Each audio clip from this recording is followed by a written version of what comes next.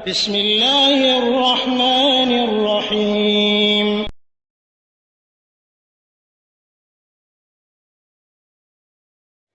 ওয়ালাইকুম আসসালাম রহমতুল্লাহ বারকাতুহ। লাস্টে রয়েছে 7856। ভাই, আপনি জানতে চেয়েছেন ফিরোজা নামের অর্থ কি। তো ফিরোজ বা ফাইরোজ, ফিরোজা, ফাইরোজা এগুলি ফার্সি শব্দ।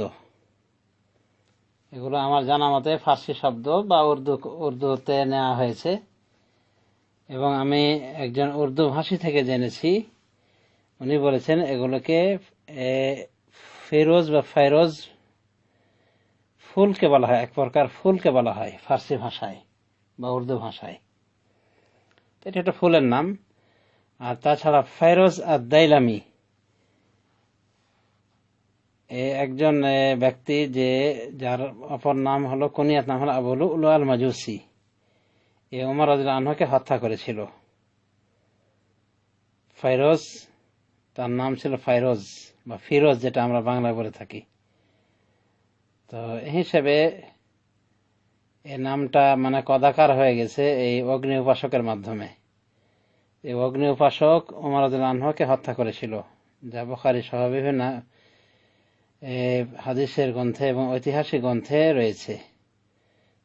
তাকে যে হত্যা করেছিল সে ছিল মুগীরা বিন শুবা রাদিয়াল্লাহু তাআলা আনহুর গোলাম, অগ্নি উপাসক গোলাম, যার নাম ছিল ফাইরোজ আদ-দাইলামি, পারস্যের, ইরানি। আর কুনিয়াতি নাম ছিল আবু লুলুআ। অতএব ফাইরোজ, ফিরোজ, ফাইরোজা, ফিরোজা এই নামগুলি যদিও এর অর্থ হলো ফুল, কিন্তু একটা দুঃখজনক ইতিহাস জড়িয়ে রয়েছে এই নামের সাথে। এজন্য অনেকে পরিত্যাগ করা ভালো মনে করে এই জাতীয় নামকে। এরপরে নাম হিসেবে আশা করা যায় যে তেমন কোনো সমস্যা নাই, কারণ ফিরোজ যখন রাখা হয় নাম বা ফিরোজা, তখন উদ্দেশ্য হয় না ওই অগ্নি উপাসকের নাম।